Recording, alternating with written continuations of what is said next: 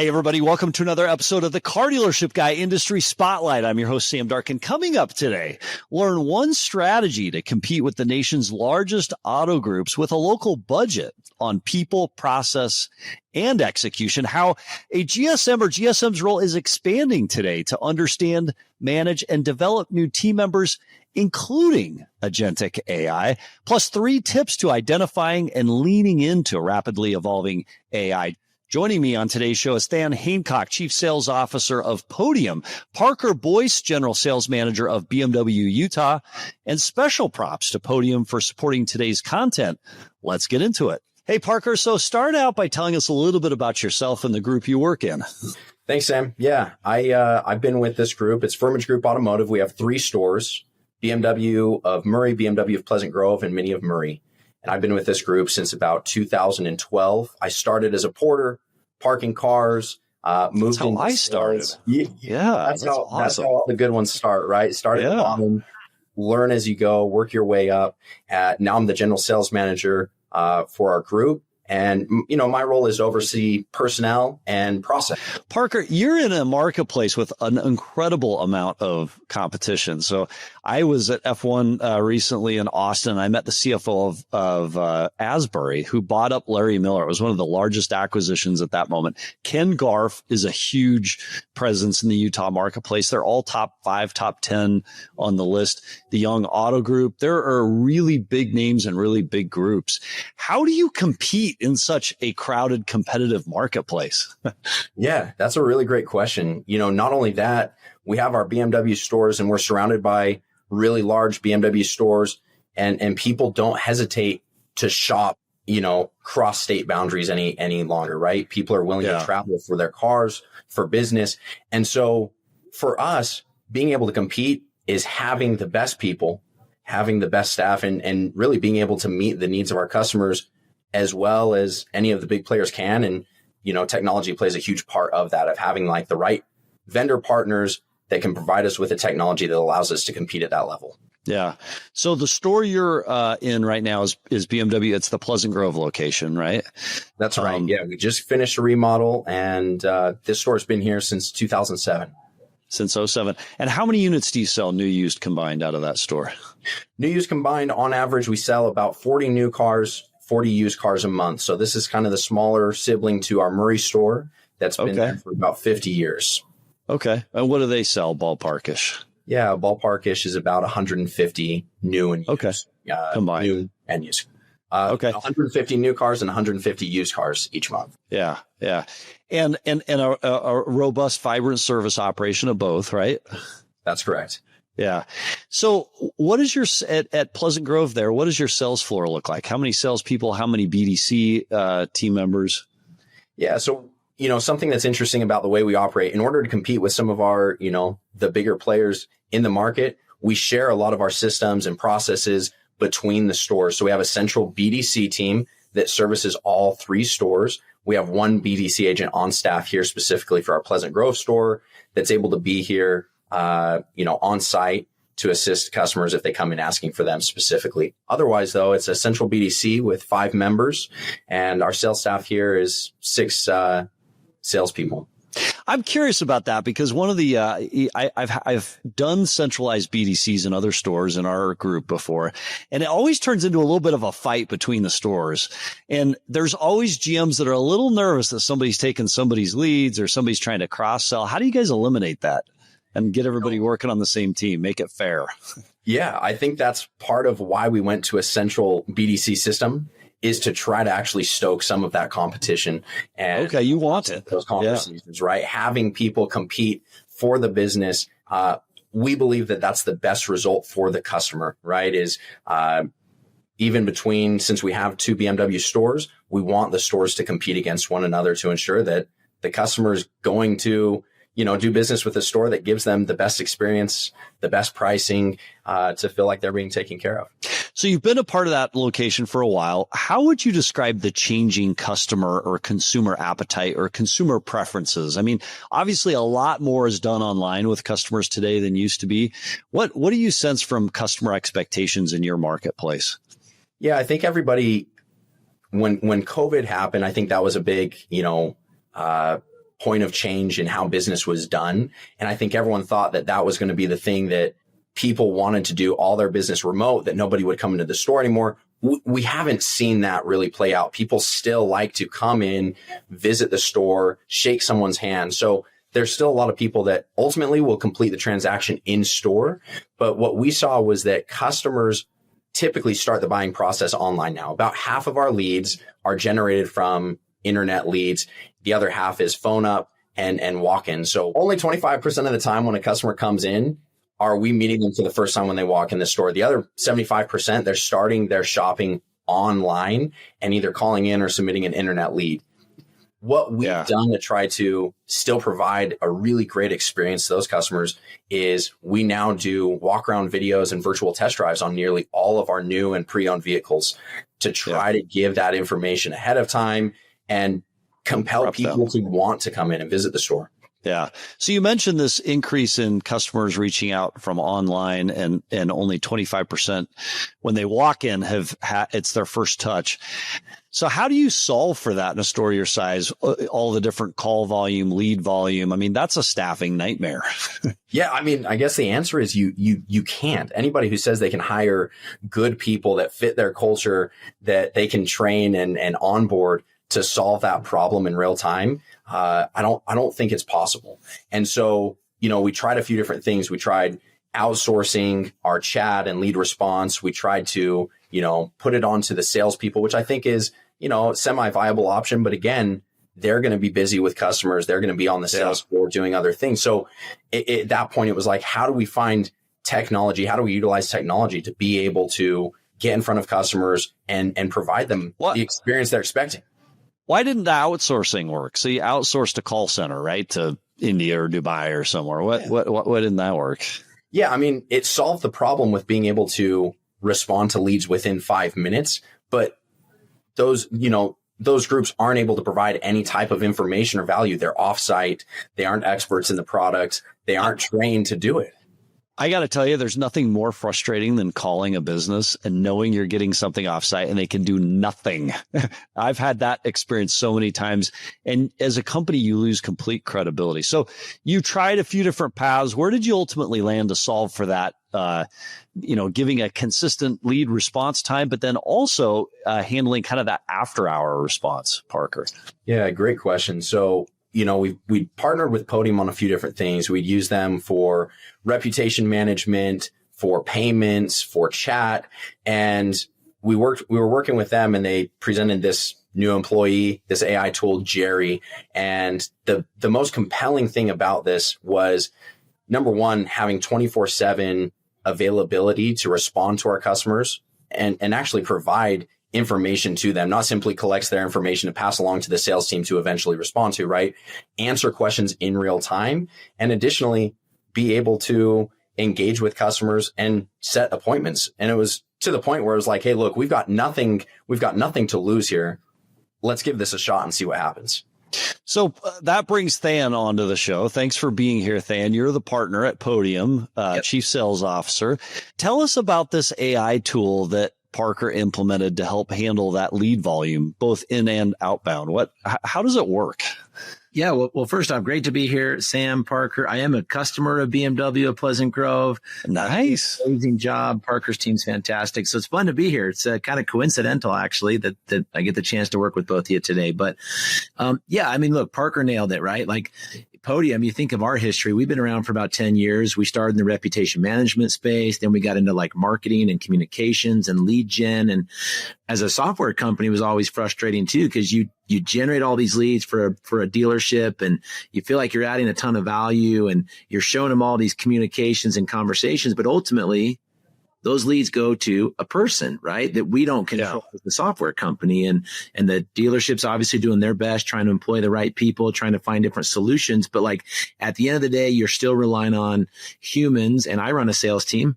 I know how salespeople are. They have great days. They have bad days. They have, weekend activities and all this stuff. And so, you think about all of this valuable leads and then saying, what would be the thing that would help us bring the most value to our customers?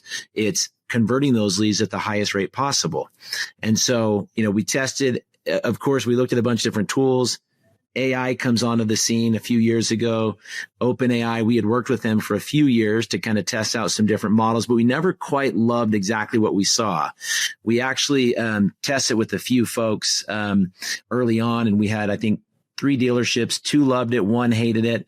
But we weren't quite to the point that we felt like we could really count on this AI to be truly game changing for the dealership and take over the work of some of the humans that you have to deal with in a dealership. Well, then about a year and a half ago, OpenAI launched their newest version 3.5, and that was kind of the game changer for everything. And we looked at it and said, hey, this not only could change the dealership world, this could literally change how every business interacts with their customers. Like, this is that powerful of a technology. So we quickly started to build Jerry, which is our AI BDC sales agent. Great things about Jerry is he knows the automotive world inside and out. He knows Parker's inventory inside and out. He never gets sick, never takes time off, doesn't go on vacation.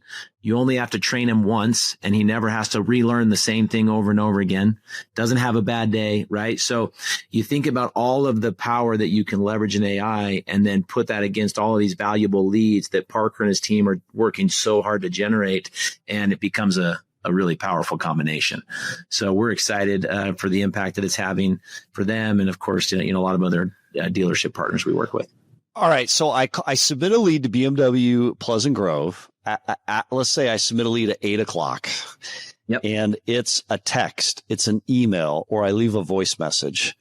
How does Jerry respond to that? What does it look like? Yeah. And actually we're now able to kind of take leads from anywhere. So whether it's on domains that Parker owns, like their website, or third party sites that Parker never necessarily volunteered to participate in, but is forced to because of the nature of the car dealership industry, we can take all of those leads, and then essentially it comes into Jerry. Jerry grabs that lead within less than 30 seconds. Our goal is hopefully within 10 seconds.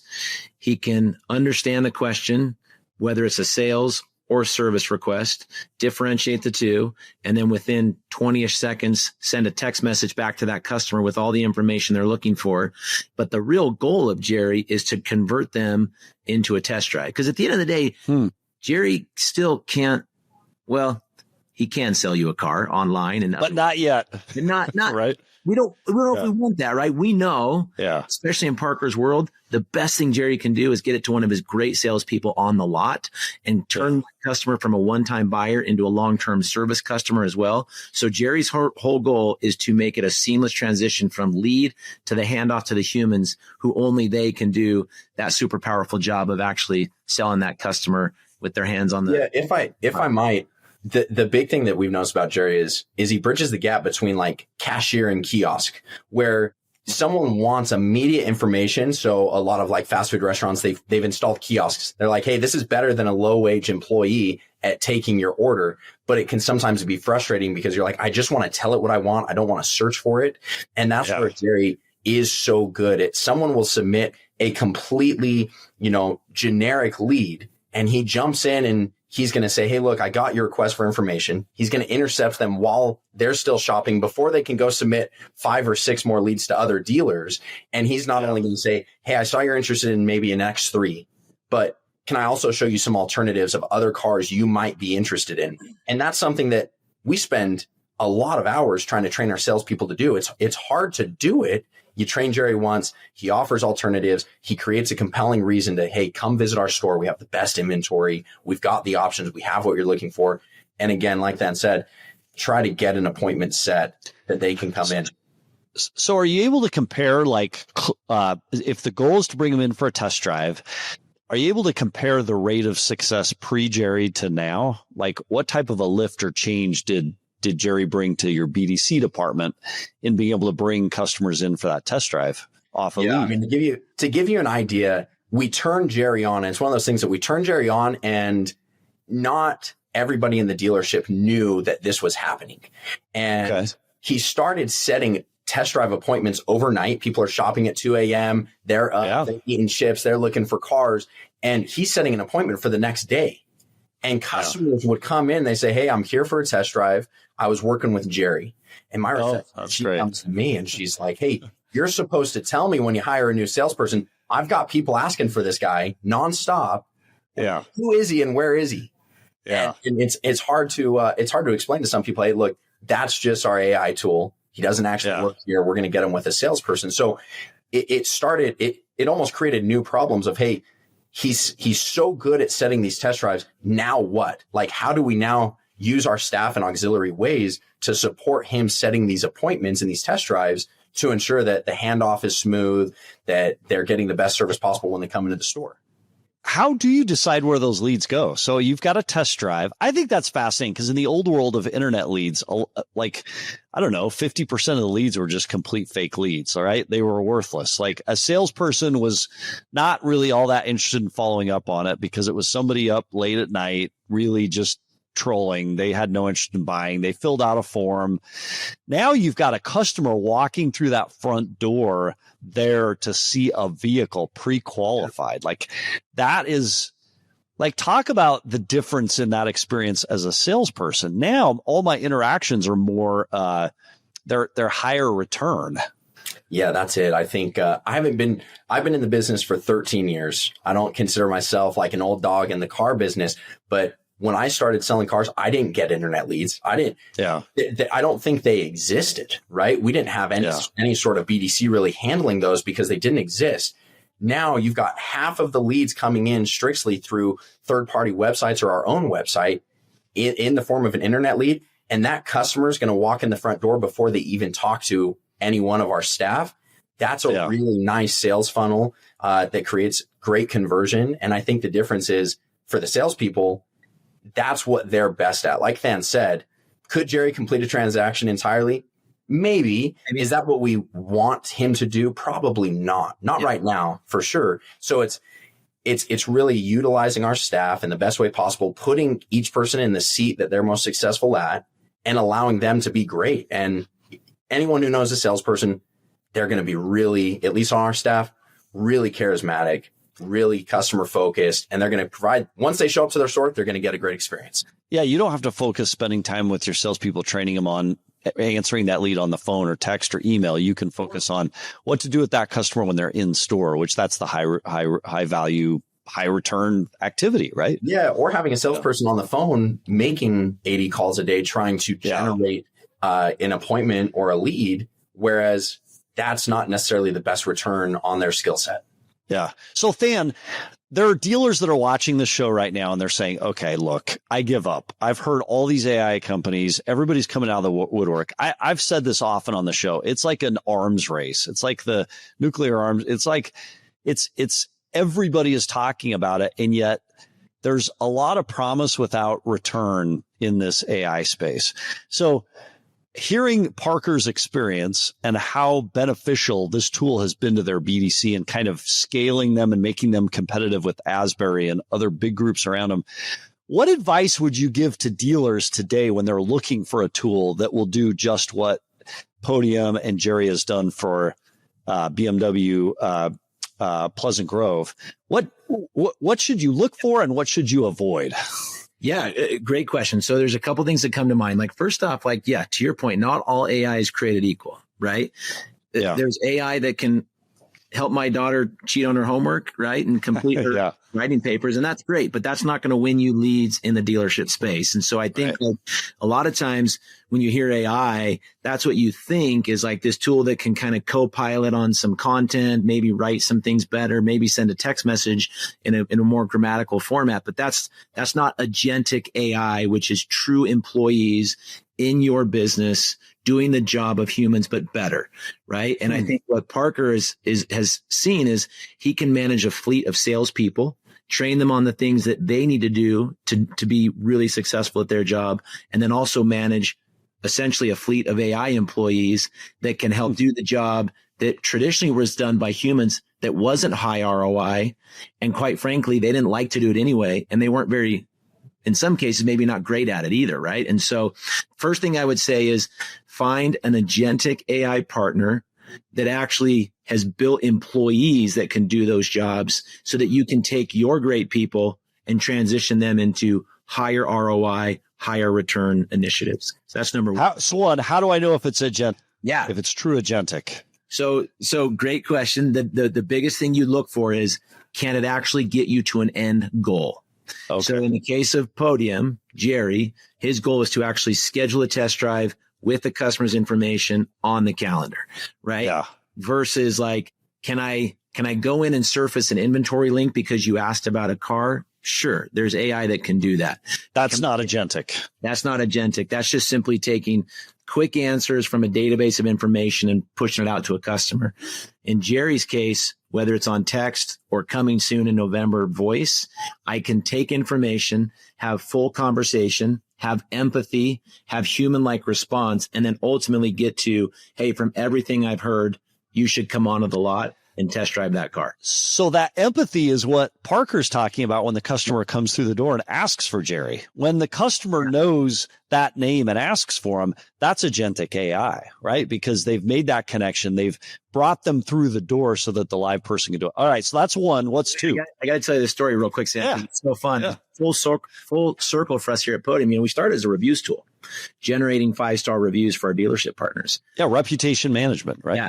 And here's what's funny is Jerry, our AI employee, we've now calculated over 2,000 5-star reviews across Google, mentioning Jerry as a great customer service employee. So that's awesome. We started as a reputation management. Now we built an employee who actually collects 5-star reviews. So it's pretty fun. We joke at our store that Jerry won Employee of the Month the first 3 months that he worked for us because the guy didn't miss any days of work. He had amazing customer service, amazing experience. But, that's exactly it. He really does. Like, we call him Jerry because he acts like an employee. He's not just an AI tool. He's not just a bot. Like, he does an amazing job serving our clients. Parker, doesn't that scare the daylights out of your other salespeople? If it doesn't, it should. But at the same time, we talk about like, hey, AI is going to take jobs. It's going to create a lot of jobs too. And I think the big difference, right? Like to jump on here is like, what did we look for when we're going to add AI and we're going to try to, reinvigorate our BDC process? It really is like for us looking for a dealer partner that we can work with. We're quick to fire a vendor that doesn't do what they say they're going to do. It's not a big deal for us to switch and go somewhere else. And usually when you jump on with someone else, they're going to give you a deal to come and try their software. So there's incentives to leave. The reason why we stay with Podium is because they are such a good dealer partner for us, where I feel like their agent was created not only with dealers in mind, but in conjunction with feedback that they're receiving. And we're working with them to try to make the tool better all the time. So they aren't solving problems that they think exist. They're solving problems that we're saying, hey, squeaky wheel over here. We need to be better in this way. Yeah. Plus, you'd have to like sit down with Jerry and fire Jerry, which it sounds like if everybody loves the amount of deals he brings in, that'd be a tough task to do, right? You'd be in trouble if you tried to do that.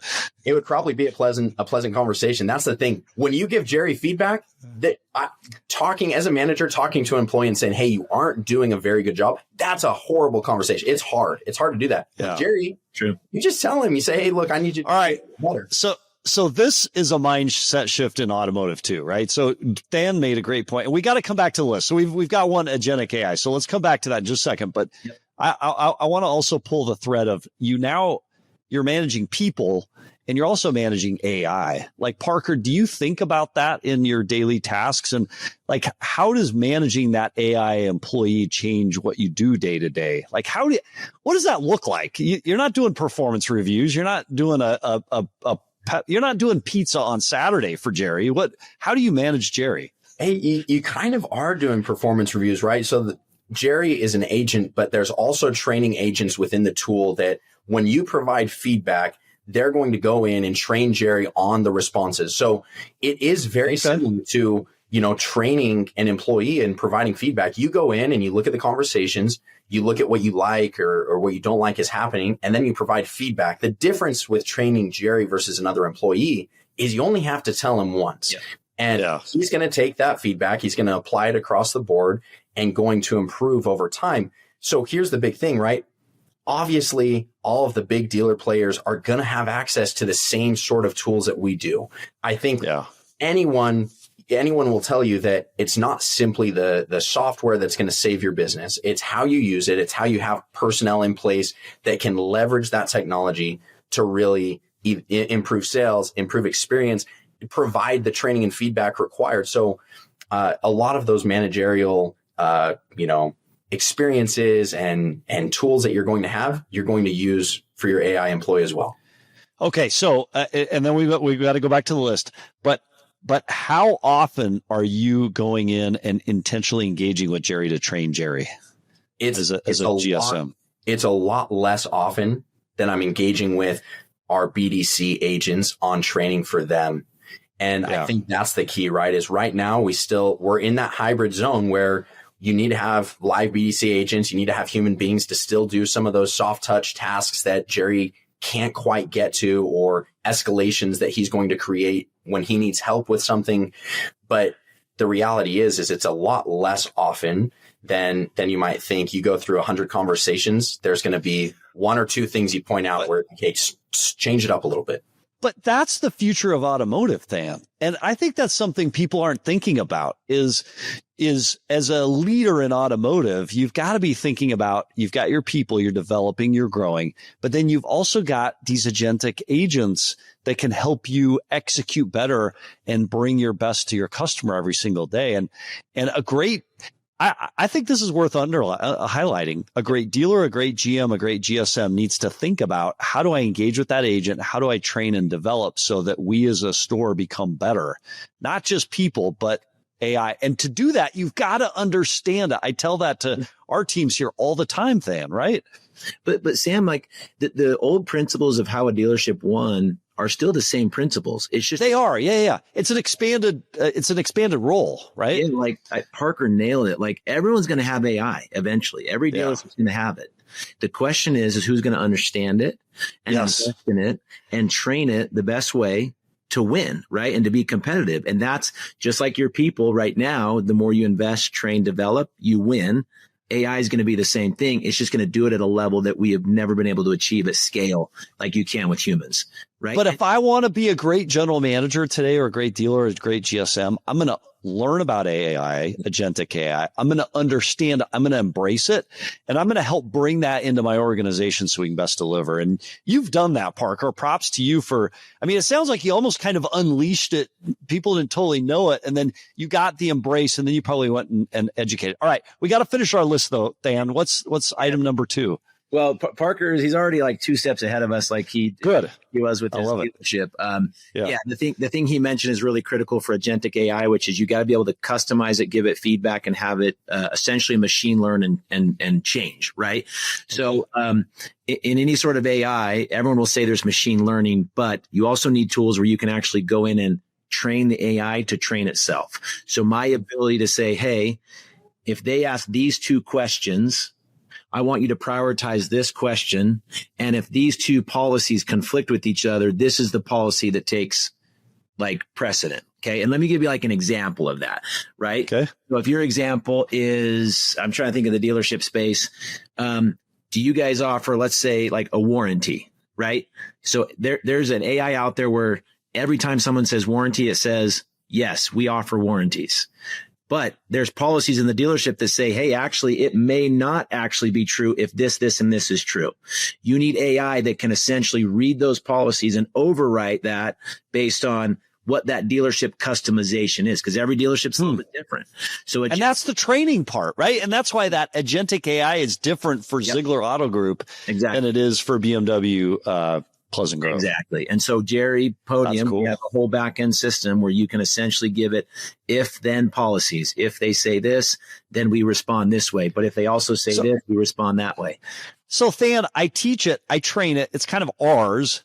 Yep. Is that data then available? Can it get out there, whatever out there means? And if we leave you and we're not with Podium anymore, does Jerry get erased, or who owns, like, he's been trained, he's got intellectual property, there's data, who owns that? Yeah. And this is the fear that I think a lot of dealerships have, is like, well, wait a minute, what do I get? What do I keep? And a couple of things. So first off, like the only thing that is cross-functional across all of Jerry for automotive are the automotive basics, right? Everything else is proprietary to your dealership. So that would, like, again, our automotive Jerry knows how to say lot versus practice, customer versus patient, right? If you're talking about like other industries, but everything else is proprietary. So we work with you, we hold your hand, we build it, we go in real deep. We actually go on site in some cases to get your AI up and running with your inventory, your information, your playbooks, your the way you would say things versus how they say it in Pleasant Grove versus Murray, right? All of that's yours, completely secure, never goes to enhance the other agents of other dealerships who are not investing the same. That's cool. Yeah, that's interesting. Then what happens if we leave you? I mean, look, that is the downside. If you leave, all that playbook, or Jerry stays with us. But look, I mean, I guess the bright side is that playbook you've built, you can now potentially duplicate. Now you'll never find AI as good as Jerry. We know that. But thinking about the technology world, do you foresee a day where kind of that customization that companies offer, like maybe people will start to think about, hey, this is my data and I can take those customizations to different companies? I mean, you guys have a huge advantage right now because you're way out in front of everybody else. The industry will catch up at some point. Like, will the industry start to think about ownership of that data and those preferences and personalizations in a different way, do you think, Dan? Yeah, it's a great question. I mean, I think on some level, I could see worlds like the way I'd think about it, maybe, Sam, is, you might have a world where an AI czar becomes like a real thing, right? Inside each dealership, where someone who understands the playbooks to make your AI as successful as possible starts to become a real role inside dealerships, versus right now where Parker just has all the initiative to build it for BMW because he sees the value in it. You might actually have people whose job is to start to create those playbooks. Yep. So, all right. So agentic AI that's trainable. Yep. And then the probably the final two things I would say is AI that has the empathy of a human and can sound like you, right? And I think that's really big for us. Like, we work with a lot of family-owned dealerships, a lot of generational businesses, and one of the things they say is, hey, our one differentiator is who we are and how long we've been in this market and the community. And we want Jerry to feel like an extension of that brand, that culture, that voice. And so the ability, again, to give it that customization and that level of customization is critical. And then the final thing I would say is the channels it can support. So, again, what does that mean? So think of can it support texting from your website? Can it support texting from third-party sites where customers are finding or accessing your dealership and your inventory? What about phone? What about voice? Can we take it from text to actual phone calls? And that's why with Podium, we're very excited to announce that on, early November, our first voice AI agent for dealerships is available. Service. What about service requests? Can it handle service? Can it handle follow-up of a customer that goes dark on you? I mean, this is a thing I would imagine as a sales leader. I know my guys and gals are really bad at follow-up. Well, you have a tool that can actually proactively outreach to customers and say, hey, you contacted us yesterday. Are you still interested? You would love it if every sales rep just did that. Unfortunately, we know that's not their strong suit at times. So Jerry can handle that channel as well, which is outbounding to customers. So I think the final piece I'd say is just multi-channel, can support all those different ways that customers are finding and or wanting to connect with you. So it seems to me, so as you list those different things, the different channels that it can connect on, it seems to me that there's so many different AI, maybe even agentic solutions out there that are all kind of competing together. Yeah. Do you have any advice for a dealer group that's looking at they've got 4 different agentic AI things, and they're all kind of dealing in their own space, but there's crossover and maybe there's not? How should a dealer group be thinking about that?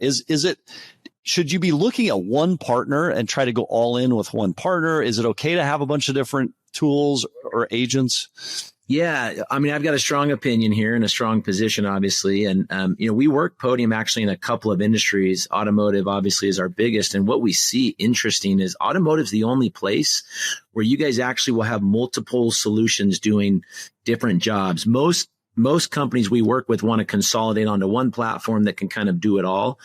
Obviously, from my perspective, again, you want an AI where if you train it on sales, it's trained on service. If you train it on text, it's trained on voice. So the issue now becomes, if you've got 4 different solutions, you're literally training 4 different AI agents, all of the same thing, and there's not a lot of crossover. So yes, absolutely, we'd be in the camp of find a partner that can do it all. So it's a one-to-many training and investment there. What is it about automotive that makes us try to go find all these different solutions? I don't know. I know it's an interesting world. We see it a lot, right? Like you got your chat provider, you've got your phone provider, you've got your reputation management provider. It is an interesting space. I don't know if you're always chasing the best in breed and you just have that competitive nature about you. I don't know. But so I'll tell you something, and this is like unsolicited from us, but in our auto group, we have a Jerry in several of our stores. Our Subaru store in Fort Wayne, it's the only Subaru store we have in that, or it's the only store we have in that city. It's the first of what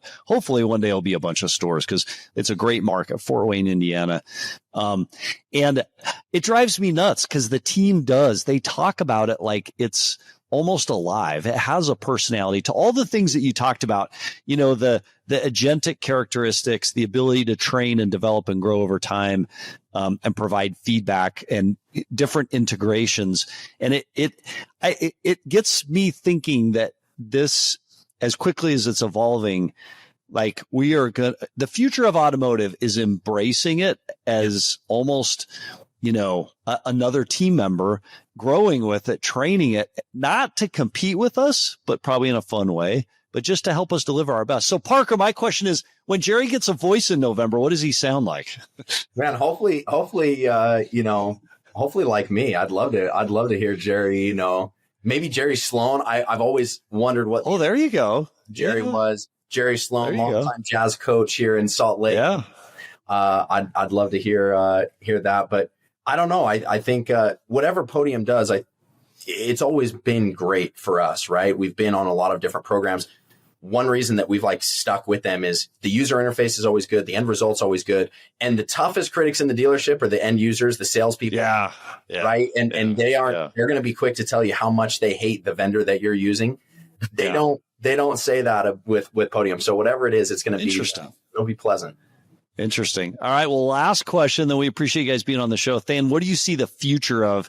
It's the thing I'm fascinated with. This technology has developed so quickly, so rapid. Is anybody that looked at this 6 months ago doesn't even know what's out there today? It's so fast. Like if you had to look a year down the road, what does agentic AI look like in automotive? Yeah, it's a great question. And, I wish my CEO was here to respond to this because I feel like he's already 2, 3, 4 years ahead, which is why he's so great at what he does. I think there's a lot in voice still. Like voice, look, it's easy to get it right on text. It's very different when you're now on the phone. I'll just give you a quick example, Sam. By the way, I think you should be the voice of our Jerry. Bring it. Let's go. I'm in. Our first prototype, we wanted to sound like they were actually doing something, right? So the first one was, "Hi, Parker," and you could hear clacking in the background, like, keyboard talking. And it was just so loud. And then it was almost so aggressive. It reminded all of the meme of like Jim Carrey, banging on his keyboard. Right. So there's so many optimizations, I think, generally in the voice piece to make it to where, to your point, nobody has a good experience with a robo dial, right? Like I don't want to be on with something. Oh, we hate it. It's like airlines, hotels. I was in a hotel and I couldn't zero out. Like it just kept asking me questions. I'm like, no, I want to talk. Yep. So there's a whole world of optimization, improvement, and further development that I think can be handled there. The other thing I think is just the proactive approach, right? A lot of the AI right now is reactive. It's message comes in, I respond. Issue comes in, the AI goes and tags an endpoint to get the data and responds. I think there's so much to be done in the proactive space. When does an AI start to actually remind your salespeople to do certain things, right? Where could you get to a world where the AI actually manages the humans in a way? And that does sound scary. That's everyone's worst fears, Dan. It's every movie. Movie. True, but I don't know. I think it's not too crazy to think like, hey, Parker, remember to do this, right? Yeah. And those are a couple of things that come to mind for us. A couple of things really fast that I see AI doing for us in the future, because it is moving so fast and there's so many good things that it's done for us already. But already I'm starting to see, okay, what are the pain points that we still have and how do we solve those? And with that, I think it is proactive. We have a huge portfolio of customers that have done business with us before that we continuously have to engage with. And salespeople notoriously are bad at engaging with the customer and playing the long sales cycle and not necessarily just working with the person in front of them. So not even reminding a salesperson to do it, but man, proactively getting in front of a customer and saying, hey, you bought your car a year ago. I see that you're in for service next week. While you're here, could we offer you a free detail? Can we show you some of the options that have come out since you purchased your vehicle? Whatever it is, because AI, what we found is it's so good at is taking all of the data points, being able to summarize that and then leverage that in a way that's, going to be beneficial to the customer first, hopefully to the customer, and then ideally to the business as well in terms of, a return on investment and taking care of our clients. Yeah. Yeah. Well, what a cool conversation. Thanks for sharing this as a best practice of you and the crew, Parker, at BMW Pleasant Grove in Utah. It's fun to catch up on all things AI, agentic AI, and excited to see what the future ends up being. Maybe we get together in a year, 5 years, and we're astonished at how quickly it's all developed. But at the end of the day, it's still about a human connecting with a human to sell that car and create that great experience. Jerry, it seems, just helps to support that. So Parker Boice, Dan Hancock, appreciate you guys being on the show. Thank you. Thanks, Sam. Thanks, Parker. Appreciate it.